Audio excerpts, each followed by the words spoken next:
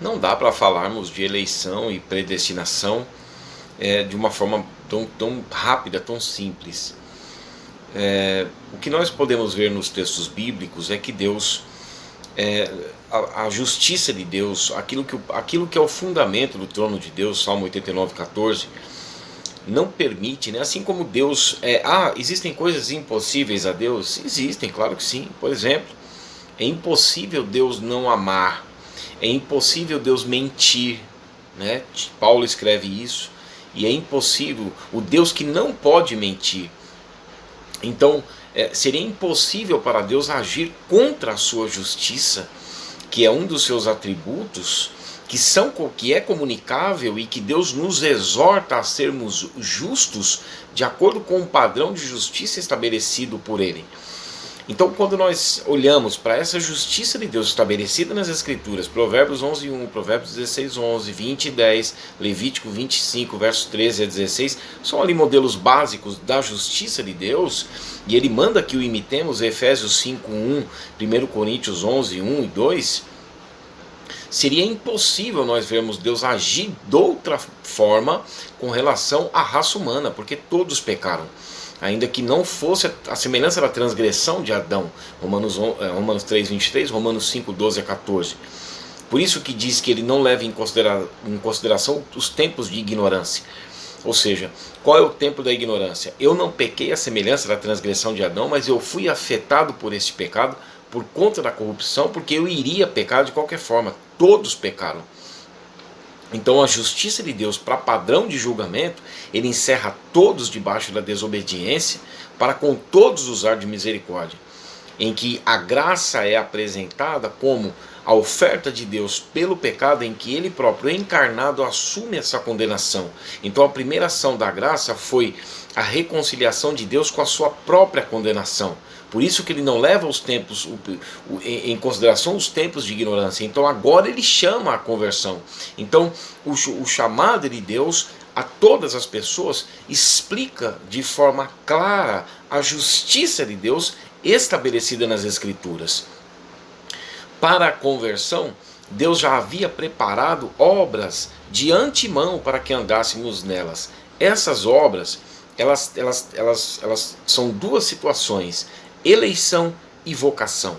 Tudo isso está em Cristo. A eleição está em Cristo, para louvor e glória da sua graça, Efésios 1:6. Então, ele elege todo aquele que crê, Efésios 1:13, a partir da regeneração, da justificação, vivificação, renovação e purificação dos pecados, Efésios 1:14, Tito 3:5. Sem obras de justiça, mas somente pela fé. Pela graça sois salvos. O favor de Deus na cruz é recebido pela fé. E aí somos introduzidos na eleição, as obras que Deus preparou de antemão para que andássemos nelas. Efésios 2:10, Efésios 1:4. Isto é eleição, que é uma vida de santificação, que tem um processo até o seu estágio final. A eleição é a frutificação, a santificação, tudo aquilo que nós apresentamos para Deus por meio da sua palavra introduzida em nós.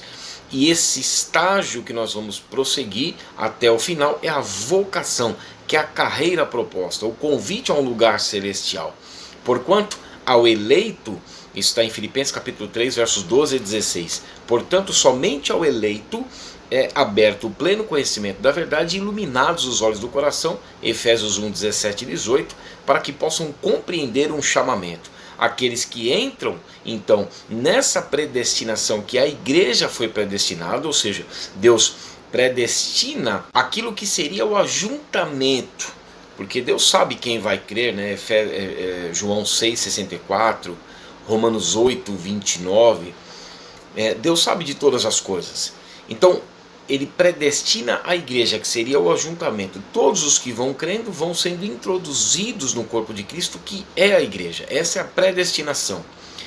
E aí, nesta predestinação, os que estão dentro vão andar nas obras que Deus preparou, que é a santificação, que é a frutificação, que é a eleição, para chegar até o estágio final, que é a vocação, como eu já mostrei. Filipenses 3, 12 a 16. Para chegar até o seu estágio final, 2 Pedro capítulo 1, versos 8 a 10, na confirmação da vocação e eleição. Para esses que aqui estão agora, como eu mencionei Efésios 1, 17 e 18, que segue Efésios 1, 4, é aberto o pleno conhecimento da verdade, iluminados os olhos do coração. Para quê? Para que possam entender a esperança do chamamento. Qual é a esperança do chamamento? Os mesmos termos que Paulo utiliza em Efésios 1, 4, ele vai falar em Colossenses capítulo 1, verso 23, condicionando a permanência. Se, de fato, permaneceis firmes, alicerçados e firmes, não vos deixando afastar da esperança do Evangelho. A esperança do Evangelho é a promessa que ele mesmo nos fez, 1 João 2, 25. E todos aqueles que estão nesta eleição, eles vão produzir frutos de acordo com essa frutificação e dessa carreira que é a vocação, como o apóstolo Pedro mencionou. E aí, frente a essa nova condição agora, porque 2 Coríntios 5, 17, e se alguém está em Cristo é nova criatura, eles estão agora nessa vocação, nessa eleição, para obter a salvação que está em Cristo, 2 Timóteo 2, 10, que isso denota a condicionalidade, a permanência, a perseverança, que não é algo que já está embutido, mas algo que nós necessitamos. Se nós necessitamos, então nós temos que pedir a Deus. Hebreus capítulo 10, versos 35 e 36, mostra que nós necessitamos de perseverança, para que depois de haverdes cumprido, feito a vontade de Deus, na eleição e na vocação, nós alcançaremos a promessa então. Então nós vemos que é um estágio a ser cumprido. Esses que estão nessa eleição, como eu mencionei, é uma promoção de fé, para promover a fé que é dos eleitos, segundo a piedade, que é o respeito às coisas de Deus, para que possam compreender então a esperança do chamamento, como Paulo fala a Tito, no capítulo 1, no verso 1 e 2. Então esses vão se purificando dos erros para serem vasos de honra, segundo Timóteo 2, 21. Diante de tais promessas, vamos nos purificar de toda injustiça, segundo Coríntios 7, 1.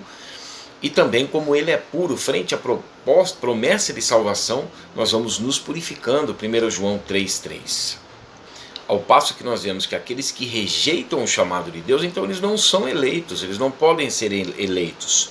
A eleição é uma vivificação, você passa da morte para a vida, você passa do império das trevas para o reino de Deus e você passa das trevas para a luz. Esta é a vivificação que Paulo diz que aqueles que são vivificados são eleitos por meio da fé, Efésios 1, 13.